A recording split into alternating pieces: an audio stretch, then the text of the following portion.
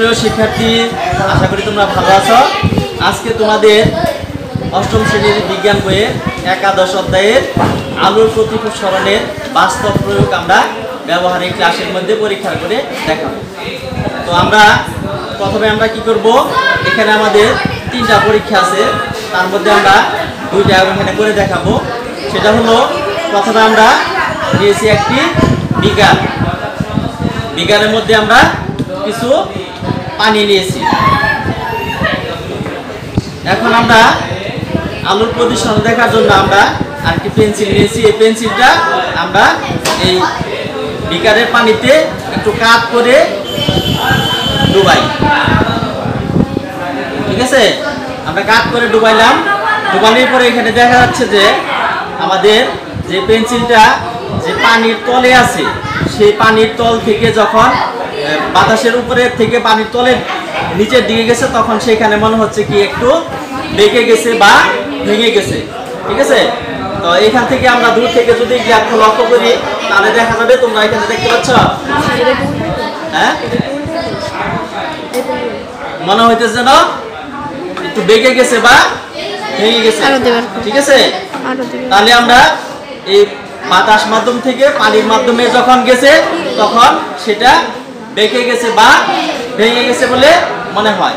ঠিক আছে, এই যে এইখান থেকে খেয়াল করো, এখান থেকে বাতাসের উপর থেকে পানি নিচের দিকে তাকায় দেখো, মনে হইতেছে পেন্সিলটা ওই জায়গায় একটু বাঁকা হয়ে গেছে বা ভেঙে গেছে। ঠিক আছে, এরকম মনে হচ্ছে।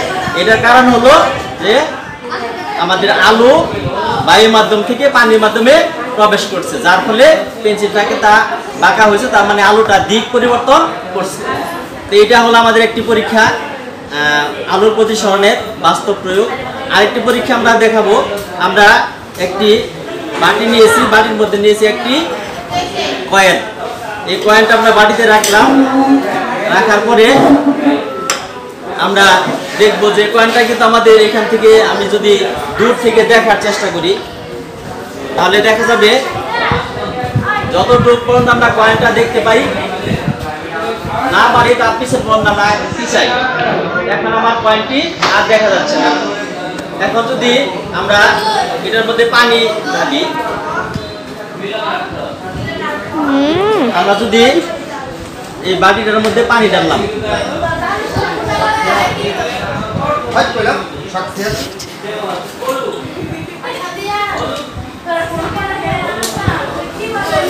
আমি যে পর্যন্ত গেছিলাম, এখন আবার যদি দেখি, তাহলে আমি আগে স্ক্রিপ্টে বলেছিলাম কয়েনটা আমার দেখা যায় না, এখন কিন্তু আমি স্পষ্ট পুরো কয়েনটা দেখতে পাচ্ছি।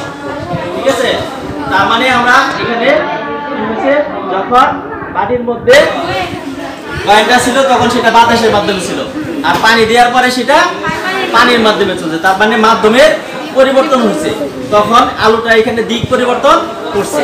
ঠিক আছে, তোমরা এখান থেকে দেখতে পারবা। ঠিক আছে, আমি আবার এখানে যদি পানিটি সরিয়ে নিই, তাহলে তোমরা দেখতে পারবা। একজন এসে দেখো, আসো, তুমি আসো,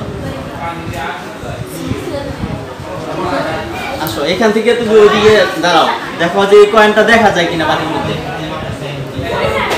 দেখা যায়? না দেখা যায় পিছাও। এখন দেখা যায় না, না?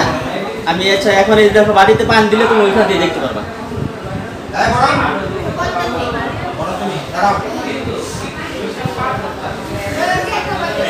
এখন দেখো দেখা যায় কিনা, কি কয়েন দেখা যায়?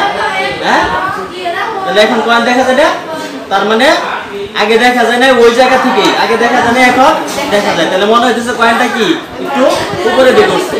ঠিক আছে, তার মানে এখান থেকে আমরা আরেকটা জিনিস দেখলাম, যে যখন আলো দিক পরিবর্তন করে বাতাস থেকে পানির মধ্যে চলে গেছে, তখন সেটা আমাদের কয়েনটাকে একটু উপরে মনে হয়েছে, এই জন্য আমরা কয়েনটা ওই জায়গা থেকে দেখতে পাচ্ছি।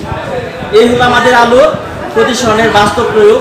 এছাড়া আমরা মাছ শিকার করে যারা পানিতে, ঠিক আছে, তারা যখন পানির মধ্যে টর্চ লাইট ফেললে মাছের উপর, তখন মাছটা একটু ঘুরে সরে দেখা যায় এবং উপরে মনে হয়।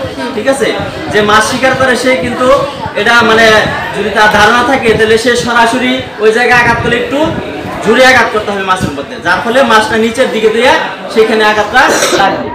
তাহলে এই থেকে আমরা বুঝতে পারলাম যেন আলো এক মাধ্যম থেকে আরেক মাধ্যমে যাওয়ার সময় প্রতিসরিত হওয়ার ফলে দিকের পরিবর্তন করে। এটাই হলো আলোর প্রতিসরণের বাস্তব প্রয়োগ। ধন্যবাদ সবাইকে।